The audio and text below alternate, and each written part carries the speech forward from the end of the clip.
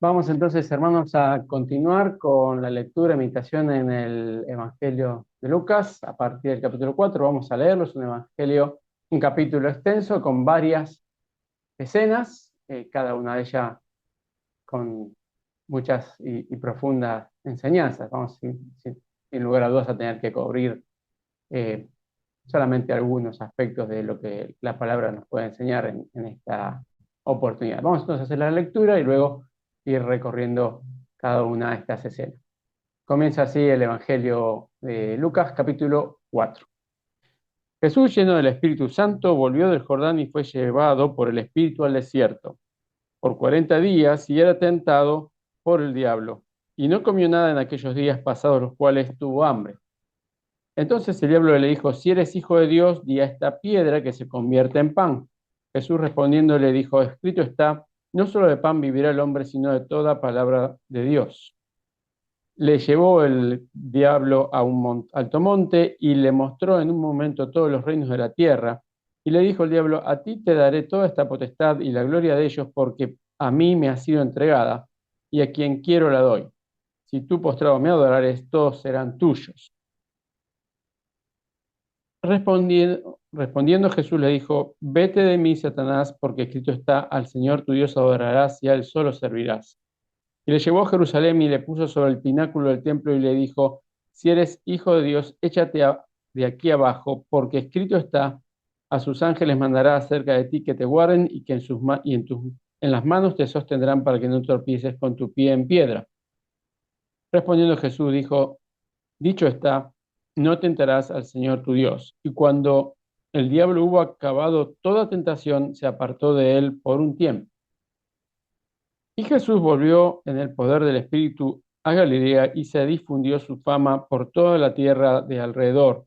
Y enseñaba en las sinagogas de ellos y era glorificado por todos.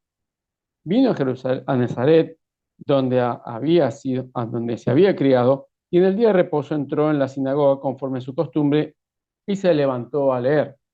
Y se le dio el libro del profeta Isaías, y habiendo abierto el libro, halló el lugar donde estaba escrito: el Espíritu del Señor está sobre mí, por cuanto me ha ungido para dar buenas nuevas a los pobres, me ha enviado a sanar a los quebrantados de corazón, a pregonar libertad a los cautivos y vista a los ciegos, a poner en libertad a los oprimidos y predicar el año agradable del Señor. Y enrollando el libro, lo dio al ministro, y se sentó, y los ojos de todos en la sinagoga estaban fijos en él. Y comenzó a decirles: hoy se ha cumplido esta escritura delante de vosotros. Y todos daban buen testimonio de él y estaban maravillados de las palabras de gracia que salían de su boca y decían: ¿no es este el hijo de José?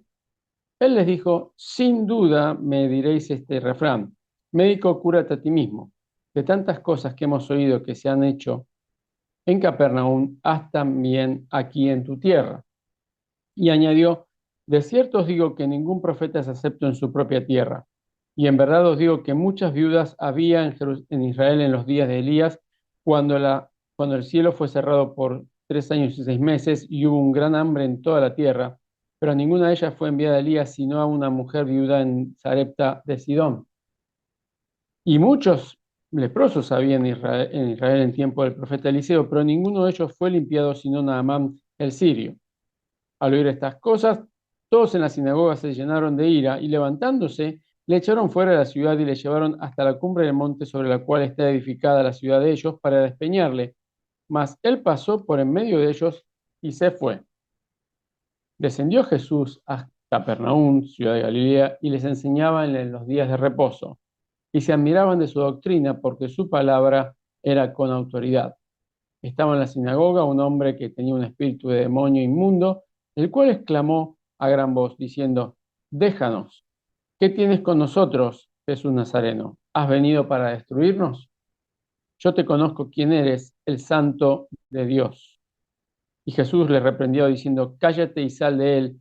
Entonces el demonio, derribándole en medio de ellos, salió de él y no le hizo daño alguno. Y estaban todos maravillados y hablaban unos a otros diciendo: ¿qué palabra es esta que con autoridad y poder manda a los espíritus inmundos y salen? Y su fama se difundía por todos los lugares de los contornos. Entonces Jesús se levantó y salió de la sinagoga y entró en casa de Simón, y entró en casa de Simón. La suegra de Simón tenía una gran fiebre y le rogaron por ella. E inclinándose hacia ella, reprendió la fiebre, y la fiebre la dejó. Y levantándose ella al instante, le servía. Al ponerse el sol, todos los que tenían enfermos de diversas enfermedades los traían a él, y él poniendo las manos sobre cada uno de ellos los sanaba. También salían demonios de muchos, dando voces y diciendo, tú eres el Hijo de Dios, pero él los reprendía y no los dejaba hablar, porque sabían que él era el Cristo. Cuando era ya de día, salió y se fue a un lugar desierto, y la gente le buscaba, y llegando donde estaba, le detenían para que no se fuera de ellos. Pero él les dijo, es necesario que también a otras ciudades anuncie el Evangelio del Reino de Dios, porque para esto he sido enviado. Y predicaba en las sinagogas de Galilea. Encontramos entonces aquí algunos eventos que se repiten, que se coinciden o están también descritos en los otros evangelios con algunas sutilezas, de las cuales algunas vamos a estar meditando y también viendo en el eh, momento que nos convoca una aplicación para nuestras vidas. Encontramos en primer lugar este evento de la tentación junto con Mateo, donde está más detallado. Marcos es muy escueto en la descripción, pero acá encontramos algunas eh, condiciones y algunos detalles para que nosotros en esta oportunidad analicemos y tomemos en cuenta. En primer lugar, recordemos que la visión, como habíamos visto de Lucas, es la de Jesús como el hombre perfecto. Y esta perfección, evidentemente, solamente es posible por el hecho de que él era hombre y Dios 100% al mismo tiempo, sin demedro una naturaleza de la otra.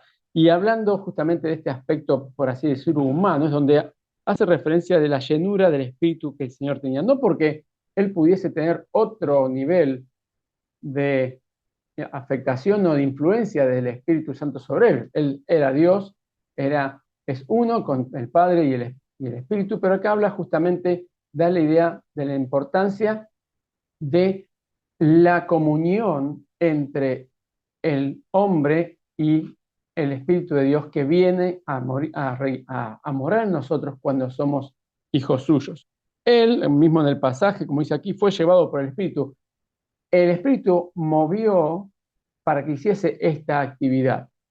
Él, en su perfecta humanidad y perfecta deidad, él atravesó entonces esta circunstancia. Y en este caso, durante estos 40 días de soledad, como creo que nunca más el Señor tuvo durante todo su ministerio, en cantidad de tiempo y en la profundidad de la ausencia física de personas, sabemos que el Señor estuvo solo en otros momentos, mucho más cortos y quizás con gran profundidad, como lo encontramos en la cruz, donde él se estaba rodeado de personas, pero absolutamente solo en su padecimiento. Esta sin duda fue una circunstancia totalmente singular. Él, durante estos 40 días, vemos que no fue tentado una sola vez por Satanás. Vemos que durante todo este periodo, de una prueba no para demostrar si era o no falible. La palabra de Dios no dice que Dios no tienta ni puede ser tentado por nadie, sino justamente como una muestra, una comprobación de la impecabilidad del Señor. Es como aquellas pruebas, más de una vez hemos escuchado esta analogía de cómo una construcción, un puente, algún tipo de elemento, es probado más allá de lo esperado por el uso habitual, no esperando que se rompa, sino justamente como una verificación y una confirmación de que no hay forma de que usándose correctamente vaya a sufrir ningún daño. Excede en sobremanera las exigencias. Y no porque el Señor pudiese llegar a algún momento a pecar, sino justamente como una confirmación. Y también, como hemos visto a través de todos estos años, en las escrituras, en las experiencias y lo que la misma El Señor nos indica esta identificación plena del Señor con nuestra condición humana, de ser tentados como vemos y en distintos aspectos, distintas facetas de la vida, como también encontramos en 1 Juan, como encontramos en la tentación de, que le propuso la serpiente a Eva, en las distintas eh, circunstancias donde una persona puede ser tentada. Acá vemos a cómo, en primer lugar, lo quiere confrontar con esta necesidad física que él tenía y también dándole a entender de que él finalmente podría ser reconocido como el el Mesías que este pueblo de Israel necesitaba justamente por poder proveerles de todo lo necesario. Es una tentación para justamente apelar al- a los aspectos materiales, a la satisfacción de lo material. Luego vemos que el Señor le contesta con la palabra, demostrando que lo material puede ser importante, pero lo que es trascendente es justamente lo espiritual, lo eterno es la palabra de Dios, lo que da vida realmente a eterna y sustento eterno a todos nosotros. Y hay en este relato, vemos como una y otra vez Satanás le lleva. Fijemos cómo en el versículo 5 dice, le llevó el diablo. En el versículo 9 dice, le llevó y le puso. A uno le podemos sentirnos un poco extrañados de cómo el Señor permitió que sucediese, que el Satanás lo llevase a determinado lugar. Cómo Él permitió que Satanás a él físicamente lo llevase, sin duda de una manera sobrenatural, a ese lugar. Pero nos da una muestra más de la soberanía y del poder de Dios, donde deja que Satanás actúe hasta donde Él tiene ya predeterminado que así sea. Nada escapa al conocimiento y al control y a la soberanía de Dios, como justamente pasa también en este pasaje, donde Satanás reconoce que lo que tiene no es de él, sino se lo han dado. Este versículo 6 dice, a ti daré toda esta potestad cuando le demuestra todos los reinos de la tierra, porque a mí me ha sido entregada, no es porque él se la haya ganado ni le correspondiese. Justamente un efecto del pecado ha sido que el ser que Dios había pensado como el regente de la tierra, el hombre, al caer de su posición, había cedido esa posición de responsabilidad y privilegio y había sido dada a Satanás. ¿Qué dice acá? A quien quiero, se la doy. Nuevamente, en una actitud absolutamente permitida por el Señor.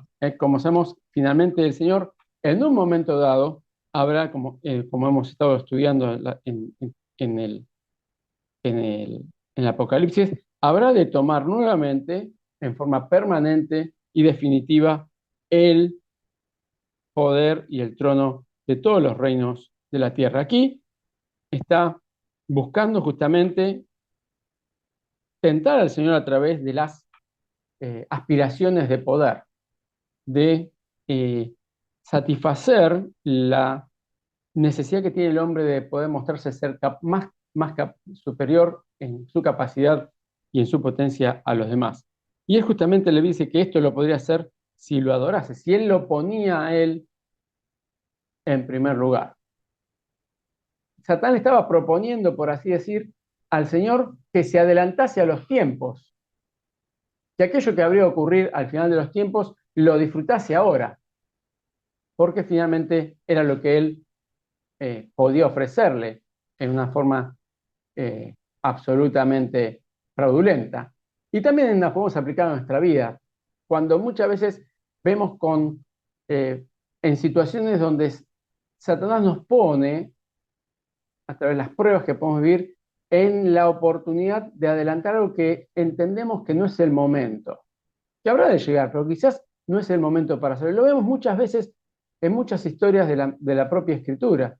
Lo vemos lamentablemente en el caso de Abraham, lo vemos lamentablemente en el caso de Moisés, como entendiendo que Dios los había llamado a determinada acción, siguiendo consejos que parecían sabios, tomaron la decisión equivocada porque no era el momento adecuado. Que muchas veces también pueda pasarnos a nosotros, que el Señor justamente nos libre de eso. Y la manera de hacerlo es justamente contrastar si eso, que ese adelantamiento, como dice aquí, es, eh, es conforme a las Escrituras, es conforme al plan que Dios tiene en el orden para nuestra vida. El Señor le dice, al Señor tu Dios adorarás y a Él solo servirás. La condición que le estaba poniendo Satanás era que él tenía que resignar el orden que Dios había establecido para las cosas. Y nosotros también debemos estar atentos a no caer en esa oportunidad y en ese peligro. Él lo lleva nuevamente a Jerusalén y ahí le ofrece una tentación relacionada justamente con la fama, con las sensaciones, con el, el halago o eh, la satisfacción de la autosuperación o de la autorrealización. Y hasta hace uso, como podemos leer cuando comparamos con el texto original, de una tergiversación de las escrituras, porque él justamente se olvida de mencionar esa frase clave. Se olvida, no es que se olvidó, justamente la sacó porque iba a dejar en evidencia su plan, donde habla de, en el Salmo original, eh, omite la frase en todos tus caminos. Y si él mencionaba en todos tus caminos, esos caminos debían ser conforme a la voluntad y al plan de Dios. Ese, ese hecho de arrojarse y ver y ser visto por las multitudes caer sin sufrir ninguna consecuencia no era el plan que Dios tenía para el Señor Jesús. Y también aplica a nuestra vida. ¿Es realmente un plan que cumple con el objetivo que Dios tiene para nuestra vida? Difícil muchas veces de saberlo, pero está claro que el plan del Señor no era que Él fuese en este momento reconocido como un rey, no que en este momento lo exterior o lo pomposo, lo extraordinario, atrajese a las multitudes para que lo nombrase Mesías, sino justamente el sacrificio que Él iba a realizar por nosotros en la cruz. Lo cierto es que habiendo ejecutado estas tres clases de tentación registradas, es evidente que durante el periodo de tiempo hubo más circunstancias donde Satanás buscó tentarlo al Señor, lo hemos leído en el versículo 2, y aquí menciona en el versículo 3, habiendo acabado toda tentación, no porque se hubiera acabado toda la tentación, sino habiendo probado en ese momento con todo lo que tenía en su haber o en su plan, y que vio que fallaba, dice que se apartó por un tiempo. Y la expresión acá, apartó por un tiempo, está relacionada como están a un apartarse para esperar el momento oportuno. Y inmediatamente podemos asociar esta figura que encontramos en las Escrituras, que Satanás es como ese león rugiente que busca el momento oportuno para atacar. Y el Señor no iba a ser la excepción. El Satanás iba a estar esperando, como dice, el momento oportuno para atacar. Nosotros no vamos a estar tampoco inmunes a eso. La victoria de una tentación, una victoria en tomar la decisión correcta en función del tiempo y del objetivo, es una victoria solamente temporal.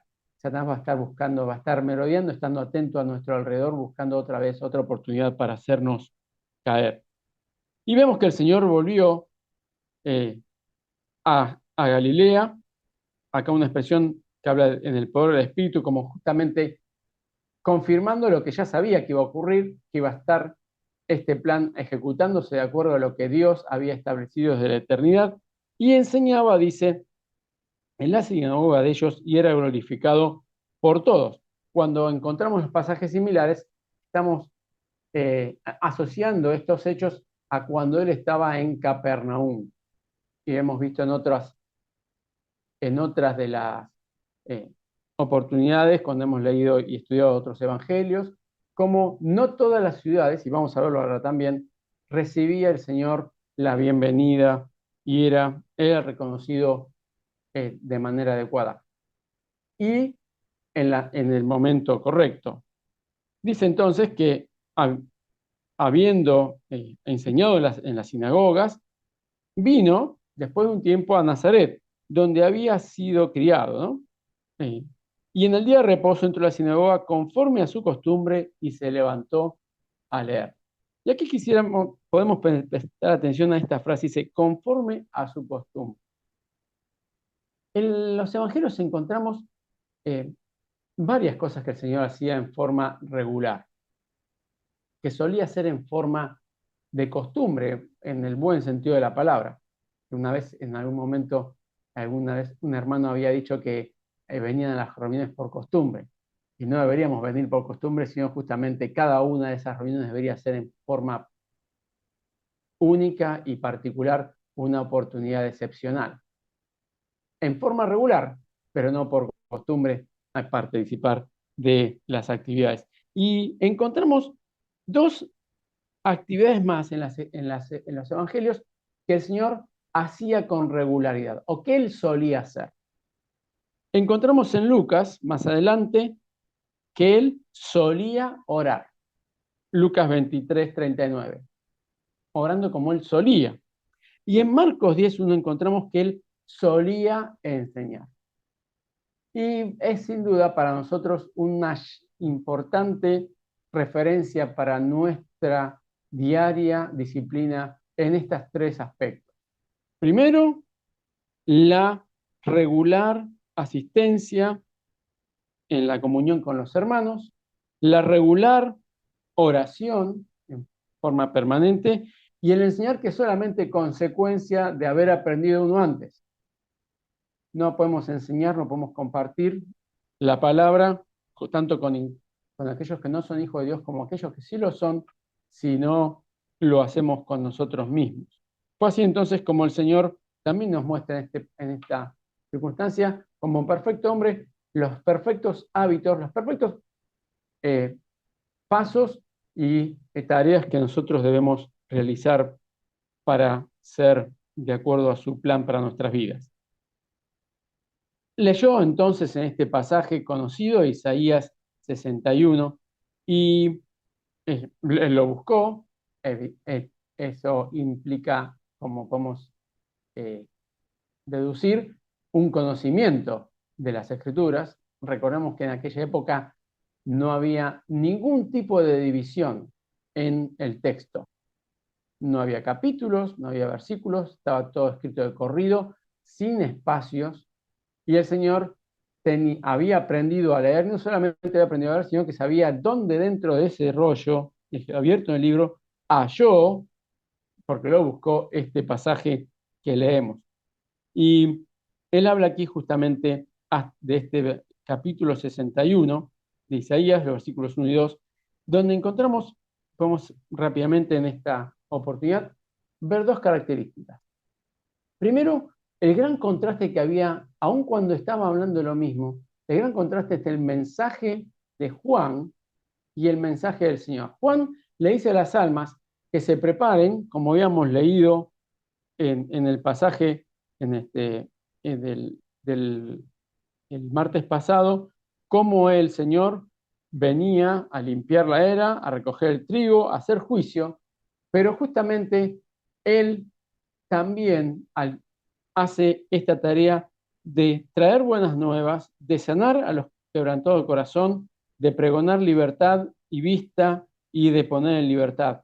¿Y qué pasaje notable es este que encontramos en Isaías? Porque dice, a predicar el año agradable del Señor, y ahí se detiene porque la frase siguiente no aplica para la venida que él estaba realizando en ese momento, sino que habla del día de venganza del Señor, que habrá de ejecutarse cuando Él venga a establecer en forma permanente y eterna su reino en la tierra.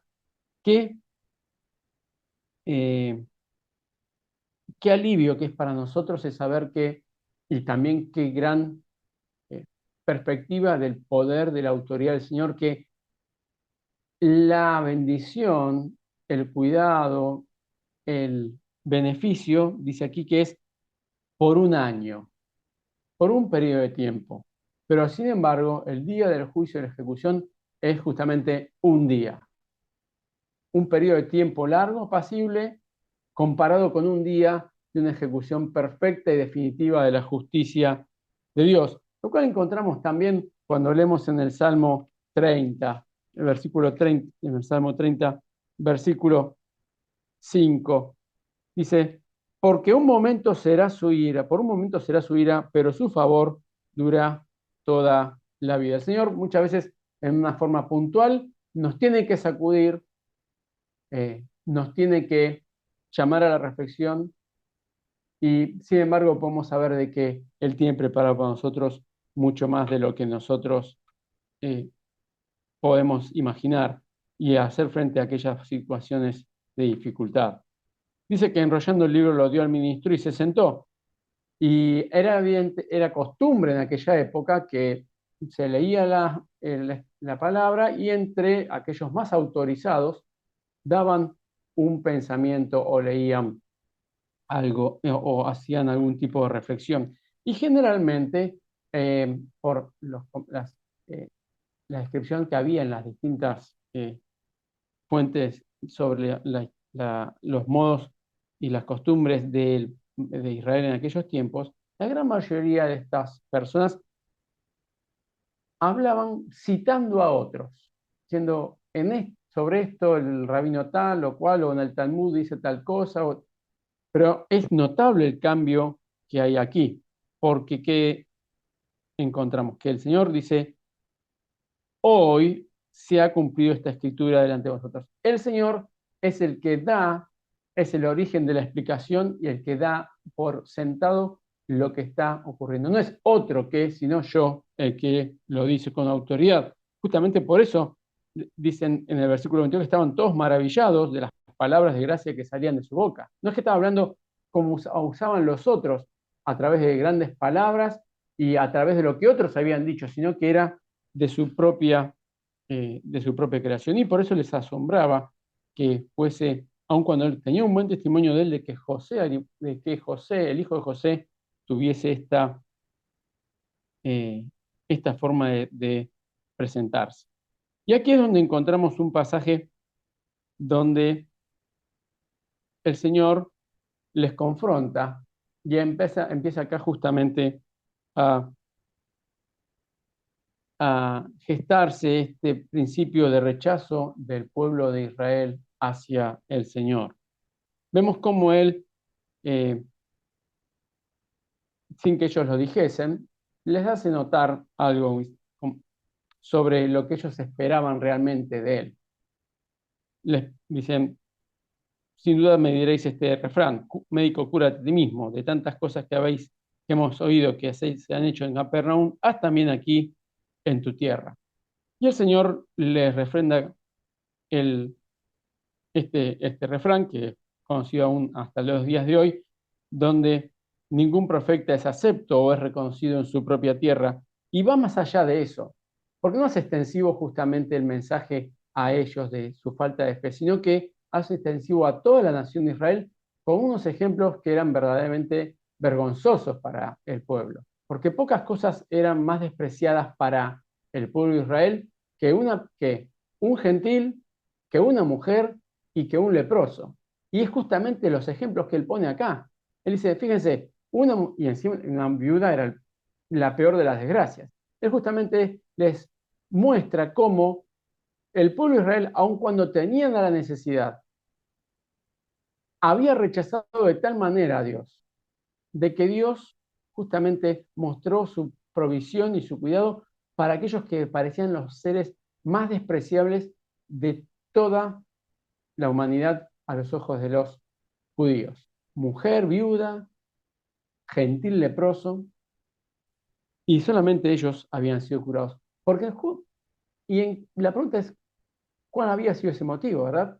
Justamente es el rechazo que desde aquel momento el mismo pueblo de Dios había hecho a, a su Dios y por tanto también al Señor. Y oyendo estas palabras, se sintieron evidentemente indignados, confrontados por la realidad de que no había habido en el pueblo un reconocimiento de por qué había sido así. Había sido así porque justamente el pueblo le había dado la espalda a Dios y como dice aquí él justamente no estaba siendo acepto en su propia tierra, no en Nazaret, sino justamente en la misma nación, como nos dice en el Evangelio de San Juan en el capítulo 1. Ellos entonces se le llenaron de ira y lo que hicieron, lo echaron de la ciudad y lo llevaron hasta el lugar más alto para despeñarse. Y no podemos imaginarnos adecuadamente lo que debe haber sido el hecho de que el Señor, aún siendo llevado hasta allí, a punto de ser apañado, pase por en medio de ellos y se vaya. ¿Qué habrá dicho? ¿Cómo habrá mirado? ¿Qué habrá hecho el Señor?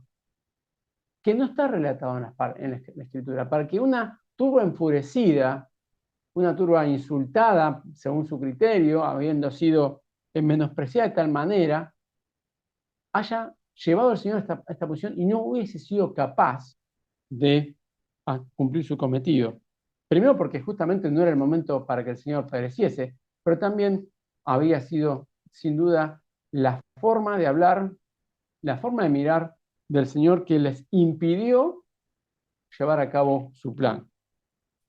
En las Escrituras encontramos muchas veces situaciones milagrosas y que el Señor no nos explica cómo se ejecutaron. Y también, sin duda, en nuestra vida podemos encontrarnos a veces también con esas situaciones donde no sabemos qué fue lo que pasó, pero el Señor obró de manera milagrosa, aun cuando parecía absolutamente imposible. Él entonces desciende a Capernaum, donde hemos visto que había sentado su residencia, y allí fue que se admiraban de su doctrina y hablaba con autoridad. Y habiendo estado en la sinagoga, se presenta un demonio que lo confronta y el Señor lo expulsa. El pasaje nos habla de una diferencia más adelante entre enfermedades y demonios. Y podemos ver claramente, aún en el día de hoy, que uno asocia, podemos muchas veces asociar esta presencia de demonios con unas cuestiones absolutamente extraordinarias y, y de impactantes. Pero hay algo que debemos tomar en cuenta. Así como Satanás no es omnisciente ni omnipresente, tampoco lo son los demonios. Y no debemos dudar que hoy en día hay muchas personas que están siendo conducidas y dominadas por Satanás, pero la forma de actuar a lo largo del tiempo ha cambiado. Se han dado cuenta que el impacto en las personas o el daño es diferente y están trabajando de una manera mucho más sutil. No encontramos las figuras que encontramos en el Nuevo Testamento de personas absolutamente denigradas, como encontramos en el Evangelio de Gadara o María Magdalena, o en el caso de ese joven que tenía ataques como de epilepsia. Pero sin embargo, Satanás hoy por hoy está controlando muchas personas y sin duda ha cambiado la forma de actuar. No es para que estemos viendo demonios en todos lados, pero para que sin duda pensemos que eh, muchas veces muchas personas pueden realmente estar siendo controladas por la fuerza del mal. Dice entonces que aún luego de esta expulsión del demonio, su fama se difundía, seguía difundiéndose, y a diferencia de otros casos, ellos justamente estaban maravillados. Aún no asociaban al Señor con estas ideas que tenían los fariseos de que el Señor estaba actuando en conveniencia con Satanás, sino muy por el contrario, ellos aún no podían llegar a entender cómo podían hacer esto de esta manera. Y lo cierto es que terminando el oficio, ese día sábado, se levantó y salió de la sinagoga y entró a la casa de Simón Pedro en Capernaum, donde estaba la suegra, y el pasaje nos habla de que realmente estaba pasando una experiencia de enfermedad muy importante. Estaba postrada en la cama, dice en otro evangelio, dice que estaba sufriendo, en algunas traducciones, una gran fiebre, y el Señor, ante el pedido de la familia, obra, se inclina y es curada de esta enfermedad, de esta fiebre. No sabemos qué enfermedad tendría.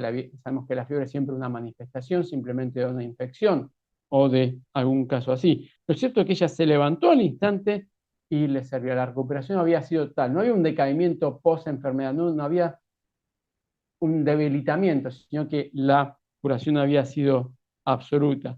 Y al término del día, vemos como al ponerse el sol, habiendo ya terminado el día sábado, habiéndose ya superado la restricción de la cantidad de ejercicio o actividad, muchos, todos los que tenían enfermos de diversas enfermedades, los traían a él. No solamente de la ciudad de Capernaum, sino de toda la ciudad seguramente alrededor. Y el Señor poniendo las manos en cada uno de ellos los sanaba. Y también, como veíamos, también salían demonios de muchos que se presentaban al Señor. Lo cierto es que, habiendo ocurrido todo esto, cuando llega ya el día, estaba probablemente amaneciendo, el Señor salió y se fue a un lugar desierto, buscando, como dice justamente en el capítulo próximo, un lugar desierto para orar, para poder compartir con eh, la comunión con el Padre en soledad. Y habiendo hecho esto, luego un tiempo la gente le buscó y lo encontró. Lo buscaron, lo encontraron y le querían retener para que no se fuese de ellos. Estaba claro que el Señor, habiendo pasado ese momento de soledad y comunión con el Padre, eh, habría juntado a sus discípulos y empezaba su itinerario a través de otras ciudades. Y la gente lo quería retener, que no se fuera de ellos. Lo que no sabemos es con qué objetivo. No habían sido, quizás ya dice, todos los que tenían enfermos de diversas enfermedades los traían a él. ¿No habían sido todos ya curados? ¿Qué era lo que ahora los motivaba a ellos a pedirle que no se fuera de ellos? ¿Querían tener como un reaseguro de que nadie más volviese a enfermarse? ¿Un reaseguro de que nadie más fuese influido por un demonio? La, no había habido hasta este momento un milagro de provisión material de alimentos. Lo cierto es que ellos, como veíamos más anteriormente, estaban admirados y veían que el Señor daba algo que ellos necesitaban. La gran pregunta es que nosotros vamos a hacer cuando veíamos que ellos no querían que el Señor se fuera de ellos, es si nosotros no nos encontramos en cierta manera alejados de esta necesidad que ellos tenían. Si nosotros hoy por hoy, pudiendo tener la comunión en forma regular y permanente al Señor, siendo sus hijos y viviendo en nuestro interior, deseamos realmente que Él nos se vea, estar en comunión permanente con Él, tenerlo cerca. Ellos, habiendo suplido sus necesidades, aún así querían estar cerca del Señor. Querían escucharle, como veíamos acá. Se admiraban de su doctrina, su palabra era con autoridad. Su fama se difundía por todos los lugares de los contornos. Ellos querían tenerle cerca, con un eh, reaseguro de sanidad, de pureza, de cuidado. No sabemos, lo cierto es que esto nos llama la atención. Y lo que él dice justamente es, él le dijo, es necesario que también a otras ciudades anuncie el Evangelio del Reino, porque para esto he sido enviado. El Señor tenía un plan y no dudaba en cumplirlo, llevar el mensaje de su venida a todos aquellos lugares donde el Señor había planeado. Y se predicaba en las sinagogas de Galilea. En todo su ministerio inicial allí en la región norte del país. Y como sabemos, como vemos en otros pasajes, este privilegio también se convirtió en una gran responsabilidad. Aquellas ciudades donde el Señor ha hecho tantos milagros y que sin embargo la vida no da la espalda, el Señor mismo les augura un mal futuro por justamente haberle rechazado. Que nosotros, habiendo sido ya salvos por la gracia y la misericordia del Señor, tomemos realmente esta eh, bendición de la manera adecuada. Que podamos realmente no perder la salvación, sino privarnos del beneficio del diario compartir con el Señor a través de la lectura, de la palabra, de la oración, de la congregación, de todas las eh, pruebas que podamos pasar, hacerlas conscientes que el Señor está a nuestro lado, que Él habrá de guiarnos, de cuidarnos y evitar perdernos justamente todas esas bendiciones por no desear estar cerca de Él. A diferencia de lo que pasaba en este momento donde Él físicamente podía estar en un solo lugar, Él está en cada uno, al lado de cada uno de nosotros en nuestro interior y es parte de nuestro desafío, nuestra responsabilidad, tenerlo presente y orar y aplicarlo a nuestra vida para que sea de bendición para cada uno de nosotros y también a través nuestro para otras personas. Que el Señor nos perdone por no tener esto en mente, de buscarle diariamente, de querer estar cerca suyo en cada momento y que nos anime y nos aliente a poder, a través de la comunión con Él, ser de bendición para nosotros y para aquellos que nos rodean. Que el Señor nos bendiga.